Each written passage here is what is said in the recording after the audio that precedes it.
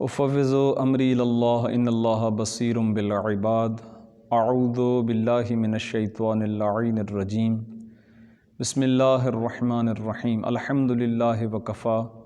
وسلام علی عبادہ الذین اصطفیٰ الذین اذھب اللہ عنہم الرجس وطہرہم تطہیرا اللہم صل علی محمد وآل محمد وعجل فرجہم لا سیما بقیت اللہ فی الارضین روحی و ارواح العالمین للتراب مقدمہ الفدا واللعنۃ الدائمۃ علی اعدائہم اجمعین من یوم عداوتہم الی قیام یوم الدین اما بعد فقد قال اللہ تبارک و تعالی فی کلامہ المجید و فرقانہ الحمید بسم اللہ الرحمن الرحیم الف لام را کتاب انزلناہ الیک لتخرج الناس من الظلمات الی النور باذن ربہم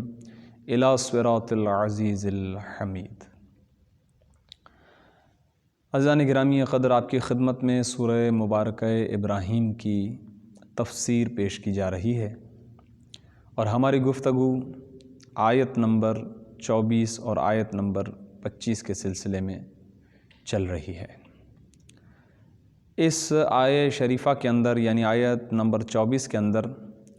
پروردگار عالم نے ارشاد فرمایا کہ الم تر کیف ضرب اللہ مثلا کلمۃ طیبہ کشجرۃ طیبۃ اصلھا ثابت وفرعھا فی السماء۔ کیا تو نے دیکھا نہیں کہ کس طرح اللہ نے کلمہ طیبہ یعنی گفتار پاکیزہ، کلمہ طیبہ کو پاکیزہ درخت سے تشبیہ دی ہے، وہ درخت کے جس کی جڑ زمین میں ثابت ہے اور جس کی شاخ آسمان میں ہے۔ تؤتی اکلھا کل حین باذن ربھا، وہ درخت اپنے پروردگار کے اذن سے بروقت اپنے پھل دیا کرتا ہے۔ وَيَضْرِبُ اللَّهُ الْأَمْثَالَ لِلنَّاسِ لَعَلَّهُمْ يَتَذَكَّرُونَ، اور اللہ لوگوں کے لیے مثالیں بیان کرتا ہے کہ شاید وہ نصیحت حاصل کریں۔ ان دو آیات کے سلسلے میں آپ کی خدمت میں ایک تفسیر پیش کی گئی کہ پہلا قول، پروردگار عالم یہاں پر کلمہ طیبہ سے مراد ایک مومن ہے، چونکہ اس کے مقابلے میں آیت نمبر 26 میں لفظ استعمال ہوا ہے کلمۃ خبیثۃ، اور اس سے مراد کافر ہے۔ تو یہ پہلی تفسیر تھی جو آپ کی خدمت میں پیش کی گئی کہ پروردگار عالم یہاں پر حق و باطل، ایمان اور کفر، طیب و خبیث کو ایک نہایت ہی بہترین طریقے سے سمجھا رہا ہے۔ یہ دو الگ الگ چیزیں ہیں اور ان دونوں کے درمیان فرق کیا ہے، ایک مثال کے ذریعے سے پروردگار عالم اس موضوع کو واضح کر رہا ہے کہ آپ نے دیکھا نہیں، میں نے جیسا کہ پیش کیا، ایک مرتبہ پھر تکرار کر رہا ہوں کہ رسول اسلام پہلے مخاطب ہیں، یعنی آپ سے خطاب ہو رہا ہے اور آپ کے ذریعے سے پورے عالم انسانیت سے خطاب ہے۔ الم ترا، کیا آپ نے نہیں دیکھا، یعنی کیا تم سب نے نہیں دیکھا؟ مثلا بہت ساری چیزیں ایسی ہیں کہ جو ہماری زندگی کے اندر پھر پریکٹیکل ہو جاتی ہیں، تو یہ مثال اسی جیسی ہے کہ پروردگار عالم نے مثال دی ہے کلمہ طیبہ کو، ایک پاک کلمے کو۔ تو پہلی تفسیر یہ تھی کہ اس سے مراد مومن ہے، کہ مومن کی مثال اس پاکیزہ درخت جیسی ہے، یعنی مومن کو شباہت دی گئی ہے اس درخت کے ساتھ کہ جس کی جڑ زمین میں ثابت ہے اور جس کی شاخ آسمان تک ہے۔ وہ اپنے پروردگار کے اذن سے اور پروردگار کی اجازت سے کل حین، ہر وقت جو ہے وہ پھل دیتا ہے، ہر موسم میں پھل دیتا ہے۔ تو ایک تفسیر اس کی یہ تھی۔ آئیے اس کی کچھ اور تفاسیر ہیں اور علماء کے کچھ اور اقوال ہیں جو آپ کی خدمت میں پیش کرنا مقصود ہیں۔ بعض مفسرین ارشاد فرماتے ہیں کہ کلمہ توحید سے یہاں پر مراد یہ جو کلمہ ہے، کلمے سے مراد کلمہ توحید ہے، یعنی جملہ لا الہ الا اللہ۔ تو بعض نے ارشاد فرمایا کہ یہاں کلمہ طیبہ سے مراد جملہ لا الہ الا اللہ ہے۔ بعض اور علماء نے تفسیر ارشاد فرمایا اور اس سے مراد فرماتے ہیں کہ یہاں پر کلمہ طیب سے مراد پروردگار عالم کا ہر امر و نہی ہے۔ جیسے کہ ہم چونکہ ہمارے سامعین میں جو پہلے مخاطبین ہیں ان میں بچے بھی ہیں، تو ان کو سمجھانے کے لیے کہ فروعات دین میں ہم پڑھتے ہیں امر بالمعروف نہی عن المنکر، یعنی ایک پروردگار عالم کا حکم ہے اور ایک ہے پروردگار عالم کا منع کی ہوئی چیز، دو چیزیں ہوتی ہیں، ایک امر یعنی حکم دینا، نہی یعنی روکنا۔ تو بعض مفسرین ارشاد فرماتے ہیں یہاں کلمہ طیبہ سے مراد تمام وہ احکام جو پروردگار عالم نے دی، یعنی تمام امر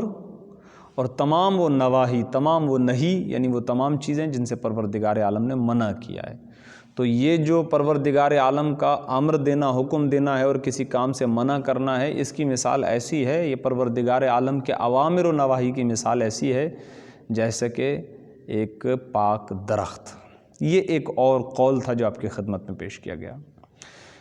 بعض ارشاد فرماتے ہیں کہ اس سے مراد ہے ایمان،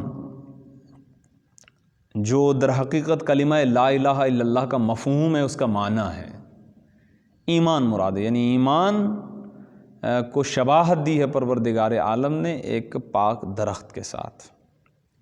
اور بعض دوسرے افراد جیسا کہ یہ پہلی تفسیر بطور میں نے پیش کر دی تھی، مومن، ایک یہ بھی تفسیر ہے، اور اس کے علاوہ بعض اور علماء نے بھی اقوال پیش کیے ہیں۔ یہ میں آپ کی خدمت میں اتنے اقوال پیش کر رہا ہوں کیونکہ یہ آیت بڑی اہمیت کی حامل ہے، اور ارشاد فرماتے ہیں کہ بعض نے اس کا مفہوم اصلاحی اور تربیتی لاہ عمل، منشور، نظام، اصلاح کرنے والا نظام اور تربیتی نظام، اس کی طرف اشارہ دیا ہے پروردگار عالم نے اس کے ذریعے سے۔ خلاصہ گفتگو یہ کہ پھر مفسرین ایک آرا پیش کرتے ہیں، بالخصوص تفسیر نمونہ کا بھی آپ مطالعہ کریں گے تو وہاں آپ کو یہ چیز دکھائی دے گی۔ وہ فرماتے ہیں کہ لفظ کلمہ کے اندر اس قدر وسعت ہے، یعنی اس کی معنی اس قدر زیادہ ہے کہ یہ تمام تفسیریں اس کے اندر آ جاتی ہیں، یعنی کوئی خاص فقط مومن، فقط ایمان، فقط لا الہ الا اللہ کلمہ کہنا یہ درست نہیں ہوگا، بلکہ اس لفظ کلمہ کے اندر اس قدر جو ہے وسعت ہے، اس قدر اس کے اندر گہرائی ہے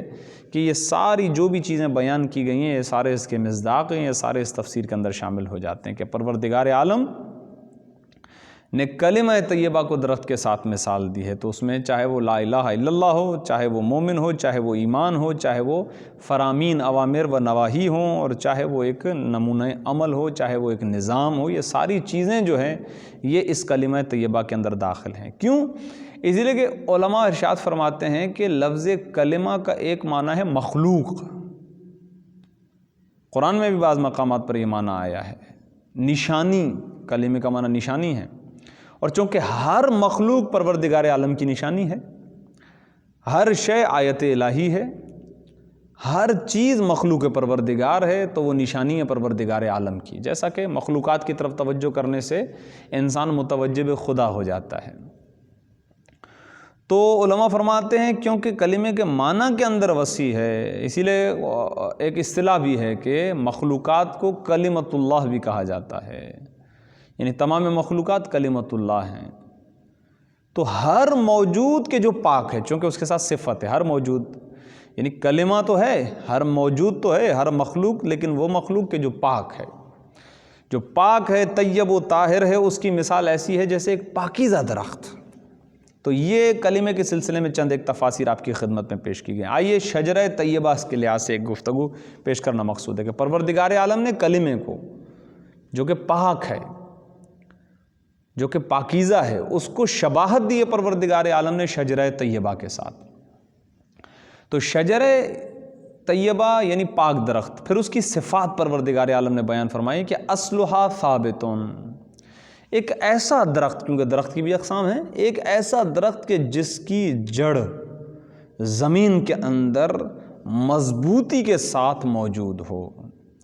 اور آپ جانتے ہیں کہ جس درخت کی جڑ مضبوطی کے ساتھ زمین میں موجود ہو، چاہے کتنے طوفان کیوں نہ آ جائیں، چاہے کتنی ہوا کیوں نہ چلے، آندھیاں کیوں نہ چلیں، لیکن اس درخت کو کوئی چیز وہاں سے ہلا نہیں سکتی ہے، اس کو ثبات ہوتا ہے، وہ ثابت ہوتا ہے، اس کے اندر استمرار ہوتا ہے، استقرار ہوتا ہے، قوت ہوتی ہے، طاقت ہوتی ہے، وہ اپنی جگہ پر قائم رہتا ہے۔ اور پھر اب چاہے اس کی شاخیں کس قدر طولانی کیوں نہ ہو جائیں، اس کی ٹہنیاں، اس کے پتے کتنی ہی بلندی پر کیوں نہ چلے جائیں، لیکن چونکہ جڑ مضبوط ہے تو اس میں کوئی حرج نہیں ہے، کوئی جھکاؤ اس کے اندر پیدا نہیں ہوتا اور وہ کبھی ٹوٹنے کی طرف نہیں جاتا۔ خلاصہ گفتگو یہ کہ فرماتے ہیں کہ ان تمام موجودات کے جو پاک ہیں ان کی مثال اس درخت کی سی ہے کہ جس کی مضبوط جڑ ہو کہ جسے کوئی نہ ہلا سکے۔ میں بطور مثال آپ کی خدمت میں، چونکہ یہ بہت ساری تفسیریں تھیں، اب ہر ایک کو درخت کے ساتھ تشبیہ دیں گے تو وقت ہو جائے گا۔ مثال لیتے ہیں مومن، ایک ایسا مومن کہ جو طیب و طاہر ہے اپنی روحانیت اور معنویت کے اعتبار سے، اس کی مثال ایسی ہے گویا ایک مضبوط درخت، پاک درخت کہ جس کی جڑیں زمین میں ہوں اور اس کی شاخیں آسمان تک ہوں۔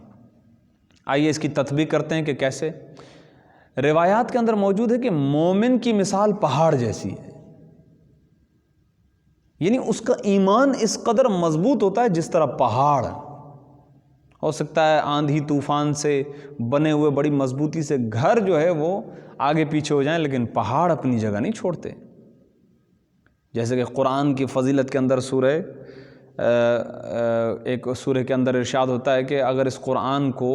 پہاڑ پر ڈال دیا جائے مثلاً تو ریزہ ریزہ ہو جائے، یعنی پہاڑ کی مثال ہی اس لیے دی گئی ہے کیونکہ پہاڑ ہی سب سے زیادہ طاقتور ہے، پہاڑ کی میخیں زمین کے اندر بڑی مضبوطی سے لگی ہوئی ہیں، تو مومن کو نسبت دی جاتی ہے پہاڑ سے کیونکہ وہ مضبوط ہے۔ اور حوادث زندگانی، یہ دنیا کی جو ہے وہ شیطان کے چنگل، دنیا کی جو ایسی چیزیں جو اپنی طرف رغبت اور کھینچتی ہیں، یہ مومن پر اثر انداز نہیں ہوتی ہیں۔ مومن کا ایمان اس قدر مضبوط ہوتا ہے کہ چھوٹی چھوٹی باتوں سے اس کا ایمان متزلزل نہیں ہوتا ہے، تو ایک مضبوط ہے۔ تو یہاں مثال دی جا رہی ہے، اس کی تطبیق آپ کی خدمت میں پیش کی کہ اس کی جڑ بڑی مضبوط ہے، اس کی شاخیں آسمان تک ہیں مثلاً، تو اس کی شاخیں آسمان تک ہیں، اس کا مطلب کیا ہے؟ مثلاً یہ ہے کہ اس کا رابطہ بہت قوی ہے پروردگار عالم سے، بہت رابطہ اس کا قوی ہے، اس کا ایمان بڑا اہم ہوتا ہے، بڑی اہمیت کا حامل ہوتا ہے، اور پروردگار عالم پر اس کا ایمان یقین کی حد تک ہوتا ہے۔ یہ ان تفاسیر میں سے ایک تفسیر جو مومن کے سلسلے میں کی گئی ہے، اس کی مثال بطور تطبیق آپ کی خدمت میں پیش کی گئی ہے۔ تؤتی اکلہا کل حین، اب ایسا نہیں ہے کہ یہ درخت کسی موسم میں پھل دے اور کسی موسم میں پھل نہ دے۔ جو یہ شجرہ طیبہ ہے، یہ جو پاک درخت ہے جس کی زمین میں جڑیں ہیں، آسمان تک اس کی شاخیں ہیں، ایسا نہیں ہے کہ وہ عام درختوں کی طرح ہے کہ کسی موسم میں پھل دیں اور کسی موسم میں نہیں۔ تؤتی اکلہا، وہ پھل دیتا ہے کل حین، جب بھی اس سے سیراب ہونے والے سیراب ہونا چاہتے ہیں تو یہ درخت انہیں سیراب کرتے ہیں، انہیں پھل عطا کرتے ہیں بِإِذْنِ رَبِّهَا، یہ پروردگار عالم کے اذن سے ہے۔ پھر ارشاد ہوتا ہے کہ وَيَضْرِبُ اللَّهُ الْأَمْثَالَ لِلنَّاسِ لَعَلَّهُمْ يَتَذَكَّرُونَ، اور پروردگار عالم اس طرح کی مثالیں اپنے لوگوں کے لیے پیش کرتا رہتا ہے تاکہ اس کے ذریعے سے وہ تذکر حاصل کریں۔ آئیے آپ کی خدمت میں اس کی ایک بہترین تفسیر ان دونوں آیتوں کی 24 اور 25 کے سلسلے میں ایک تفسیر آپ کی خدمت میں پیش کرتا ہوں جو ائمہ معصومین علیہم الصلاۃ والسلام سے منقول ہے۔ بہت بہترین روایت ہے کہ جب حضرت امام جعفر صادق علیہ الصلاۃ والسلام سے اس آیہ شریفہ، یعنی جو پہلی آیت آپ کی خدمت میں پیش کی، اس کے سلسلے میں پوچھا گیا تو آپ نے ارشاد فرمایا، سبحان اللہ، رسول اللہ اصلھا، کلمہ طیبہ کی تشبیہ ہے شجرہ طیبہ سے۔ تو علماء ارشاد فرماتے ہیں کہ شجرہ طیبہ سے مراد اہل بیت علیہم الصلاۃ والسلام ہیں۔ شجرہ طیبہ سے مراد رسول اللہ، علی، فاطمہ، حسن و حسین علیہم الصلاۃ والسلام اور ان کے فرزندگان گرامی ہیں، اور شجرہ خبیثہ سے مراد بنی امیہ ہیں جو اہل بیت کے دشمن تھے۔ اور اگر آپ دیکھیں تو بنی امیہ نے اپنے زمانے کے اندر، میں تیزی سے اس کو پیش کرتا ہوں کیونکہ وہ روایت ابھی آدھی پیش کی ہے میں نے، کہ رسول اللہ کے زمانے کے بعد سے لے کر بنی امیہ نے اہل بیت پر مظالم ڈھانا شروع کیے، اور اس کی ایک بہت بڑی تاریخ ہے، اس کے بہت بڑے معترف ہیں، ہمارے برادران اہل سنت کی کتابیں بھری ہوئی ہیں کہ بنی امیہ نے جو اہل بیت پر ظلم کیا ہے۔ لیکن آپ دیکھیں یہ جو کہا ہے کہ شجرہ طیبہ سے مراد اہل بیت ہیں اور شجرہ خبیثہ سے مراد بنی امیہ ہیں، تو ان دو آیات کے اندر یہ ملا کہ شجرہ طیبہ تو وہ ہے کہ جس کی اصل زمین کے اندر موجود ہے، شاخیں آسمان سے باتیں کر رہی ہیں، اور خبیثہ جو شجرہ خبیثہ کی آیت آئے گی جب انشاءاللہ اگلی آیت ہے، اس میں ارشاد ہوتا ہے کہ یہ وہ درخت کہ اجتثت، وہ تو زمین سے اکھاڑ کر پھینک دیا گیا، اسے کوئی ثبات و قرار نہیں۔ آج آپ دیکھ لیجئے کہ پوری دنیا میں نام اہل بیت تو موجود ہے، لیکن بنی امیہ والوں کا کوئی نام موجود نہیں ہے۔ اگر کوئی بنی امیہ کو یاد بھی کرتا ہے تو لعنت کرنے کے لیے یاد کرتا ہے، ملامت کرنے کے لیے یاد کرتا ہے، برا بھلا کہنے کے لیے یاد کرتا ہے، جبکہ یہ پاک و پاکیزہ درخت ایسا ہے کہ جن کا تذکرہ آج بھی چل رہا ہے، اور انشاءاللہ اگلی حدیث میں زیادہ واضح ہو جائے گا۔ پھر ارشاد ہوتا ہے کہ شجرہ طیبہ کی جب وضاحت حضرت امام جعفر صادق علیہ الصلوۃ والسلام نے ارشاد فرمائی تو فرمایا رسول اللہ اصلھا، رسول خدا صلی اللہ علیہ وآلہ وسلم اس درخت کی جڑ ہیں، وامیر المؤمنین فرعھا، اور امیر المؤمنین علی ابن ابی طالب علیہ الصلوۃ والسلام اس درخت کا تنا ہیں، وشیعتہم المؤمنون ورقھا، اور جو شیعہ ہیں، بلکہ یہاں پر ایک جملہ درمیان میں ہے وَالْأَئِمَّةُ مِنْ ذُرِّيَّتِهِمَا أَغْصَانُهَا، اور وہ ائمہ معصومین کے جو ان دونوں کی اولاد سے ہیں، یعنی رسول کی اولاد سے اور مولا علی کی اولاد سے ہیں، ان کی آل، ان کی ذریت میں سے ہیں، وہ اس درخت کی ٹہنیاں ہیں۔ اب پوری شباہت امام علیہ الصلوۃ والسلام نے ارشاد فرمائی، وَعِلْمُ الْأَئِمَّةِ ثَمَرُهَا، اور ائمہ معصومین کا علم جو ہے اس درخت کا پھل ہے۔ جو ابھی میں نے پیش کیا کہ آج بھی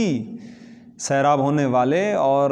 پیاسے اہل بیت کے دروازے پر جاتے ہیں اور یہ اس درخت سے پھل حاصل کرتے ہیں، تو امام جعفر صادق علیہ الصلوۃ والسلام نے ارشاد فرمایا کہ علم الائمہ، ائمہ معصومین یعنی ہمارا جو علم ہے وہ اس درخت کا پھل ہے، وشیعتہم المؤمنون ورقھا، اور ہمارے شیعہ جو ہیں یہ صاحبان ایمان شیعہ ہیں، کیونکہ صفات ہیں، وشیعتہم المؤمنون، ہمارے وہ شیعہ کے جو صاحبان ایمان ہیں وہ اس درخت کے پتے ہیں، ورقھا یعنی پتے ہیں اس درخت کے۔ امام نے جب یہ شباہت مکمل کی تو ارشاد فرمایا حل فیہا فضل، کیا اور بھی چیز باقی رہ جاتی ہے؟ یعنی امام نے پوری درخت کے ساتھ شباہت دے دی ہے کہ اس درخت سے کیا مراد ہے۔ اس درخت سے مراد ہم ہیں، ہمارے شیعہ ہیں، ہمارا علم ہے۔ پھر آپ نے ارشاد فرمایا کہ کیا کوئی ایسی چیز رہ گئی ہے، باقی رہ جاتی ہے؟ راوی نے کہا کہ بالکل نہیں، ہرگز نہیں، اس کے اندر کوئی چیز نہیں رہتی۔ ایک اور روایت قال واللہ ان المؤمن، آپ نے ارشاد فرمایا کہ جب مومن جو ہے،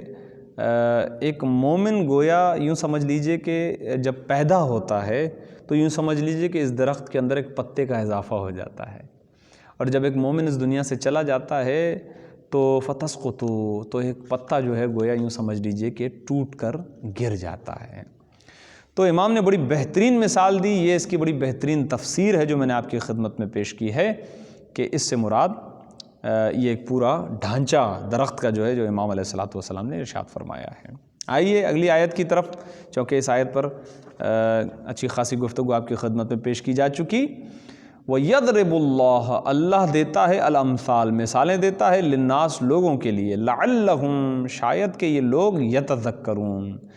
شاید کہ یہ لوگ اس سے نصیحت حاصل کر لیں، سبق حاصل کر لیں، تذکر حاصل کر لیں۔ وَمَثَلُ كَلِمَةٍ خَبِيثَةٍ كَشَجَرَةٍ خَبِيثَةٍ، اور جو کلمہ خبیثہ ہے اس کی مثال ایسی ہے جیسے شجرہ خبیثہ۔ اس کی زیادہ وضاحت اسی لیے نہیں کی گئی کیونکہ جو ہے ہی شجرہ خبیثہ، تو پھر اس کی کیسے، یعنی ایک ایسا درخت جو علماء فرماتے ہیں مفسرین کہ جسے جڑ سے اکھاڑ کر پھینک دیا گیا ہو، جس کے لیے ثبات نہیں ہے، جس کے لیے قرار نہیں ہے،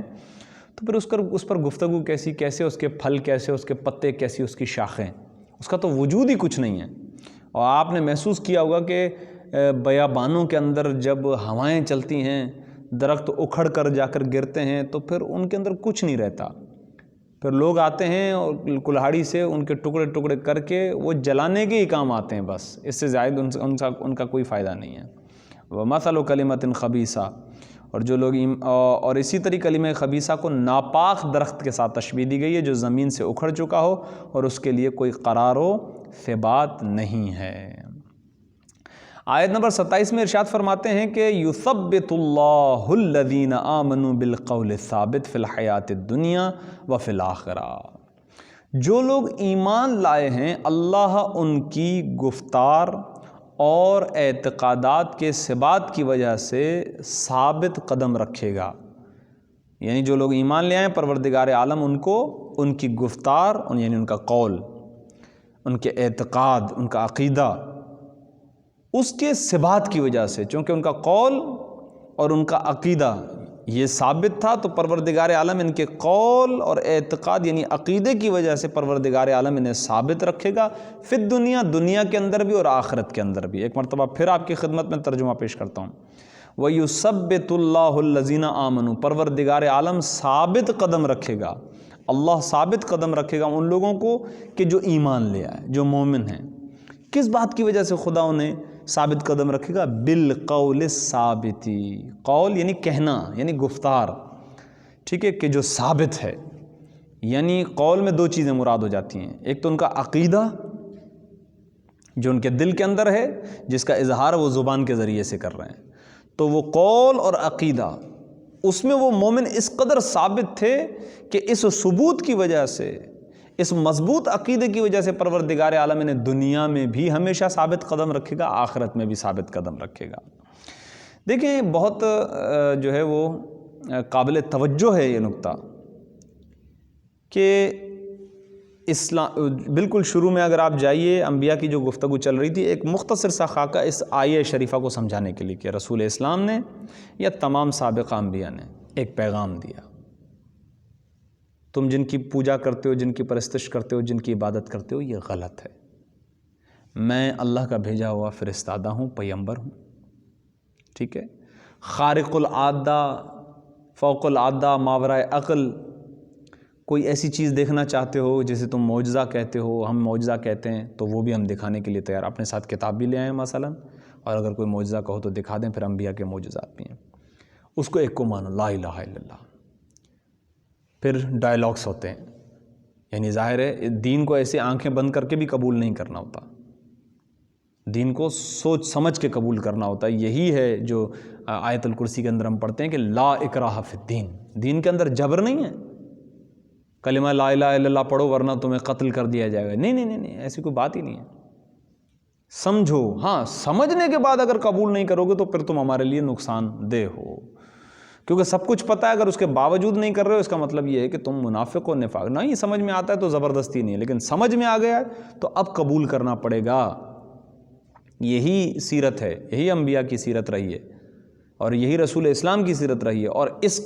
کا کمال دیکھیں گے ہم اس وقت جب زمانے کے امام ظہور فرمائیں گے، اس وقت کسی کو اجازت نہیں ہوگی۔ یعنی چلتے سمجھ لیتے ہیں کہ رسول اسلام کے زمانے میں ایک چھوٹی سی مثال کے مباہلہ ہوا، ڈائلاگس ہوئے ان کے ساتھ، عیسائیوں کے ساتھ، نجران کے، اور ڈائلاگس کے بعد وہ چونکہ پہلے سے طے کر چکے تھے، قرآن نے بھی اسی لفظ کو نکالا ہے کہ فمن حاجہ، بے جا بحث و مباحثہ کرنے کے لیے، وہ پہلے سے طے کر کے آئے تھے، سمجھ تو وہ گئے تھے کہ ہاں واقعی یہ نبی ہے، بالکل نبی ہے، بالکل سچا نبی ہے، لیکن انہوں نے کہا کہ پھر ہمارا کیا ہوگا، ہمارا پیٹ کیسے بھرے گا، ہماری جو عزت ہے وہ کیسے ہوگی، پھر ہم تو عام مسلمان کہلائے جائیں گے،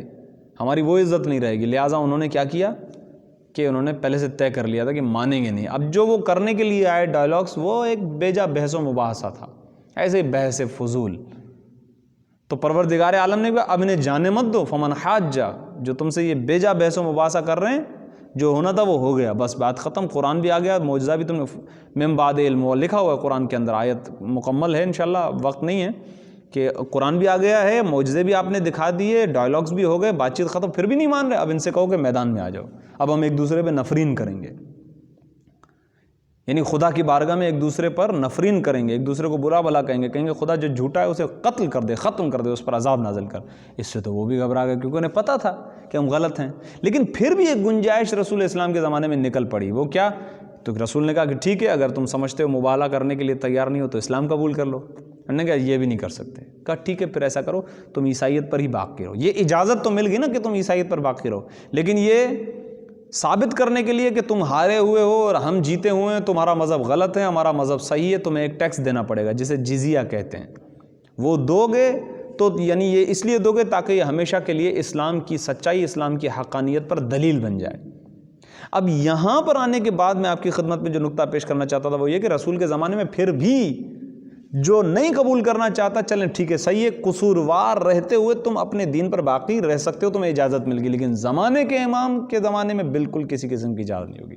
امام زمانہ جب آئیں گے، تشریف لائیں گے، ساری حجتیں تمام ہو جائیں گی، کسی کو اجازت نہیں ہوگی، ایک دین ہوگا، لِیُظْہِرَ دِینَهُ عَلَى الدِّینِ كُلِّهِ۔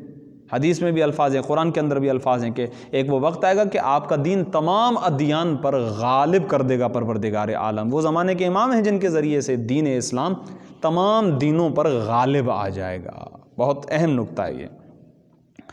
جو آپ کی خدمت میں پیش کر رہا تھا۔ تو دیکھیں یہ ایک کانسیپٹ ہے کہ جب سامنے آیا تو انہوں نے، کچھ لوگوں نے جان بوجھ کے قبول کیا، لیکن کچھ لوگوں نے قبول کیا۔ اب جو افراد قبول کر لیتے ہیں دل سے، زبان سے، اس لفظ کی وضاحت ہو رہی ہے بالقول ثابت، جب زبان سے اور قلب سے اس بات کو ایکسیپٹ کر لیتے ہیں، قبول کر لیتے ہیں، تو اب پروردگار عالم کا لطف ان کے شامل حال ہو جاتا ہے۔ یہ الفاظ انشاءاللہ آپ کو یاد ہوں گے، گزشتہ کسی درس کے اندر پیش کیے گئے تھے کہ جو یہ آیت آتی ہے کہ جسے خدا چاہے گمراہ کر دے، جسے ہدایت، یہ اس کی بات چلتی ہے کہ جو قبول کر لیتا ہے، پہلا قدم آگے بڑھاتا ہے، تو خدا پھر اسے اپنی رحمت کے آغوش میں لے لیتا ہے۔ میں آپ کی خدمت میں حدیث پیش کرنے لگا ہوں، دیکھیے یہ بالشت کا فاصلہ ہے، اسے کہتے ہیں بالشت، اور یہ اس انگلی سے لے کے کوہنی تک کا جو فاصلہ ہوتا ہے اسے کہتے ہیں ذراع۔ یہ ایک ذراع ہے، یہ ایک بالشت ہے۔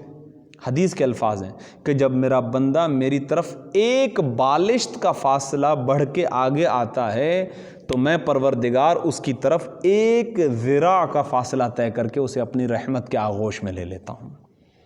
تو ایک قدم ہمیں صرف بڑھانا ہے، 3 قدم خدا کی طرف سے ہیں، 5 قدم خدا کی طرف سے ہیں، خدا کی رحمت ہماری منتظر ہوتی ہے۔ تو یہ جو کہا جا رہا ہے کہ انہیں دنیا میں بھی خدا ثابت قدم رکھے گا، آخرت میں بھی ثابت قدم رکھے گا، اس کے کچھ انشاءاللہ باتیں آپ کی خدمت میں پیش کرنے لگا ہوں۔ یہ ان کے اس عقیدے کی وجہ سے کہ انہوں نے دین کو قبول کیا، اسلام کو سمجھا، اس پر ایمان لے آئے اور اپنے قول ثابت پر ڈٹے رہے۔ جب ڈٹے رہے تو پروردگار عالم نے بھی ان کی مدد کی۔ یعنی کبھی کبھار روایات میں ہیں، امیر المومنین سے نقل ہے کہ گناہ ہوتے ہوتے اگر نہ ہو اور تم بچ جاؤ تو سمجھ جانا کہ پروردگار عالم نے تمہارے لیے خصوصی انتظام کیا ہے کہ میرا بندہ گناہ سے آلودہ نہ ہو۔ آپ نے ایک قدم آگے بڑھایا، اب خدا کا لطف آپ کے شامل حال رہے گا، کیونکہ یہ جنگ مسلسل ہے۔ ایسا نہیں ہے کہ آپ نے کہہ دیا لا الہ الا اللہ تو شیطان چلا جائے گا، گھر سے آپ کے باہر نکل جائے گا اور کہے گا بس اس نے لا الہ الا اللہ۔ جی نہیں، یہ آخری وقت تک کی جنگ ہے۔ یہاں تک ابھی روایت انشاءاللہ آپ کی خدمت میں پیش کروں گا، اشارہ دے دیتا ہوں، وہ یہ کہ وقت آخر جب انسان موت آ رہی ہوتی، اس وقت بھی روایت میں معصوم فرماتے ہیں کبھی دائیں طرف سے کبھی بائیں طرف سے شیطان آتا ہے، کسی طرح اس کا ایمان ابھی ختم کر دوں۔ تو یہ آخری وقت تک، یہاں پر جو لفظ ہے فی الدنیا والآخرہ، یہاں پر آخرت سے مراد علماء فرماتے ہیں، مفسرین فرماتے ہیں وقت آخر ہے، یعنی جہاں پھر بھی گنجائش ہوتی ہے کہ انسان اپنے عقیدے کو رد و بدل کر سکے، ایمان کے منقلب ہونے کا بہرحال جہاں خوف موجود ہو، پروردگار دنیا میں بھی ایسے شخص کی مدد کرتا ہے اور آخرت میں بھی پروردگار عالم ایسے شخص کی مدد فرماتا ہے۔ ایک مرتبہ پھر تو جس نے قدم بڑھا لیا، قول ثابت پر پہنچ گیا، تو پروردگار عالم اسے ہمیشہ ثابت قدم رکھتا ہے، خدا کا لطف الہی اس کے شامل حال ہوتا ہے، خدا اس کی مدد کرتا رہتا ہے دنیا میں جب تک وہ چل رہا ہے تب تک، وقت آخر بھی خدا اس کی مدد کرتا ہے تاکہ شیطان اس کے عقیدے کو خراب نہ کر سکے۔ وَيُذِلُّ اللَّهُ الظَّالِمِينَ، اور پروردگار تو ظلم کرنے والوں کو گمراہ کر دیتا ہے۔ اب یہاں واضح ہو گیا ہے، ویسے تو ہوتا تھا کہ من یشاء، خدا جسے چاہے گمراہ کر دے، یہاں ہے ظالمین۔ اس کا مطلب یہ ہے کہ جب آپ قبول نہیں کرتے ہیں تو آپ نے ظلم کیا ہے، اپنی ذات پر ظلم کیا ہے، کیونکہ جو دین، جو پروگرام پروردگار عالم نے آپ کی طرف بھیجا تھا وہ تو آپ کی باڈی، آپ کی فطرت، آپ کی نیچر، آپ کی طبیعت کے مطابق تھا، اس کے باوجود آپ نے اسے قبول نہیں کیا، تو یہ تو آپ نے اپنے نفس پر ظلم کیا ہے۔ دعاؤں میں بھی ہم کہتے ہیں ظلمت نفسی، پروردگار سب سے پہلے تو میں نے اپنے نفس پر ظلم کیا ہے۔ تو وَيُذِلُّ اللَّهُ الظَّالِمِينَ، خدا جو ظلم کرنے والا ہوتا ہے پھر انہیں ہدایت نہیں کرتا۔ کیا مطلب؟ اب خدا اسے چھوڑ دیتا ہے اس کی حالت پر، اب شیطان جانے وہ جانے،